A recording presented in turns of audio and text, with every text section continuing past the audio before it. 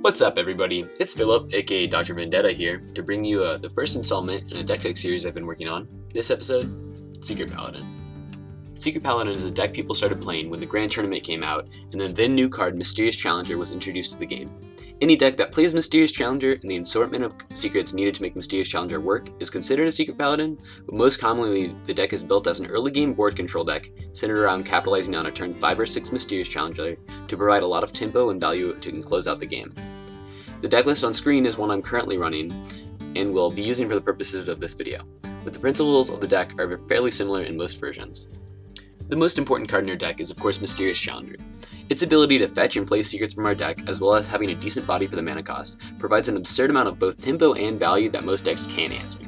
Of course, the effect of Mysterious Challenger is non-existent unless we play secrets, which is the downside of Mysterious Challenger, as in most situations secrets are subpar cards. Reducing the quality of our cards is unfortunate, but the massive effect Mysterious Challenger has is well worth the downside.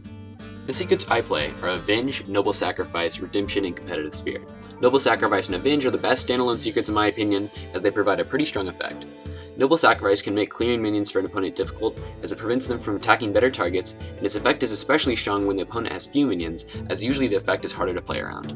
Avenge is an aggressively costed buff card, as 1 mana for 5 extra stat points is a pretty good deal. It comes at the downside of random targeting and your opponent having to trigger it, but it still provides a pretty strong effect. Avenge and Noble Sacrifice are great coming from Mysterious Challenger, as the Noble Sacrifice will prevent the opponent from attacking face and not triggering the Avenge. Redemption is a secret we play 2 of because it has good synergies with the Death Rattle minions in our deck, as well as with Shield and Minibot.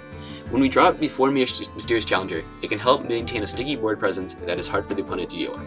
It's anti-synergistic with Noble Sacrifice and our Spectral Spider and Hero Power 1/1s, but it is still an okay card that adds to our Mysterious Challenger value. Competitive Spirit is a card we play 1 of, as it is the most situational and least missed when it doesn't come from Mysterious Challenger. Sometimes it can be pretty great, notably with the Haunted Creeper tokens and with Muster for Battle, but when it is good we are often ahead anyways. The notable secret that we cut that many people play is Repentance. Although it reduces our Mysterious Challenger potential, it helps us with our deck consistency, as it is usually the weakest secret when drawn. Now that we covered the secret part of Secret Paladin, I'm going to cover our early game. A key part of winning with Secret Paladin is curving out well and maintaining a strong board presence. We do this with the early game suite of Haunted Creeper, Shield and Minibot, Muster for Battle, and Secret Keeper. Our single Owler Peacekeeper is a flex card that can either be played early for tempo or late as pseudo removal. The best of these 6 cards are Shield and Minibot and Muster for Battle, as they are pretty amazing for their cost and integral to the rise of Paladin as a class over the course of Hearthstone history. Night Juggler is also a strong early game minion to note, as it has a lot of strong synergies with our deck. Paladin has a lot of great weapons, but unfortunately our deck only has room for 2, as when we play them after Muster for Battle, we lose out on the value we have from our Light's Justice left over.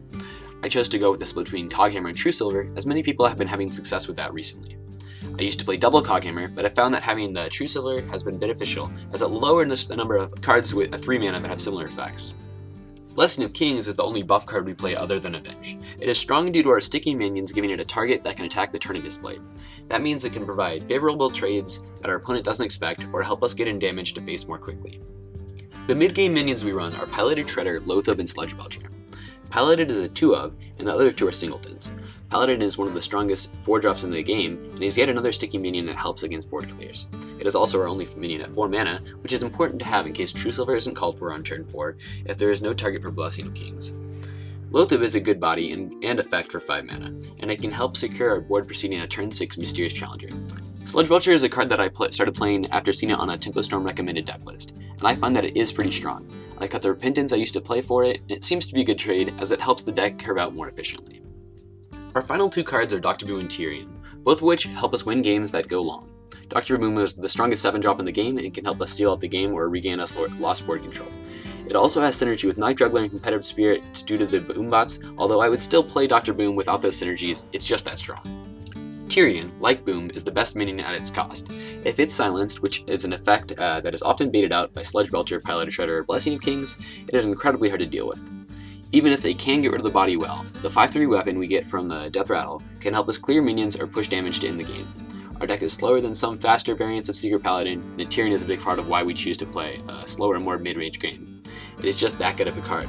Another notable effect of playing these slower cards that provide late game value, at the sacrifice of early game tempo, is that we don't play Divine Favor. Although Divine Favor can be amazing, these late game creatures make an already inconsistent card less consistent, and we also don't want another card that sacrifices tempo to gain value. I've mentioned our game plan a couple of times throughout the video, but I'll restate it and give a short mulligan guide. Our early game plan is to control the board while leading up to a mysterious challenger. Don't feel the need to force equal trades early game if you think the opponent won't be able to capitalize on having a minion on board, as getting an early face damage is also very beneficial. After dropping Mysterious Challenger, we will usually want to close out the game by pushing in face damage. This deck can win without drawing Mysterious Challenger too, as we can still control the board through minion combat while pushing damage into face. Sometimes this deck will draw poorly and lose without much of a fighting chance. We just have to accept that variance and remember that it will even out over time, as this deck can draw amazingly too. For mulligans, focus on getting 1 and 2 mana minions as well as muster per battle. Almost always mulligan secrets, although sometimes keeping notable sacrifice can be good with Secret Keeper if you already have strong plays. It is matchup dependent too though, so try and read the mulligan as best you can. I almost always keep Mysterious Challenger if offered it, but sometimes get rid of it versus other early game classes if the rest of the mulligan cards are bad. Now you know the fundamentals of Secret Paladin. Keep on practicing and make experiments with your own changes to get a better feel for the deck. You'll be ranking up in no time. For watching this video. If you liked it, please like it. If you want to subscribe, do that. You'll see more videos, and hopefully I'll produce more content like this. This is my first video, and I'm really eager to try. Any constructive feedback you might have, please put in the description. I have links on screen to any resources you might want to know.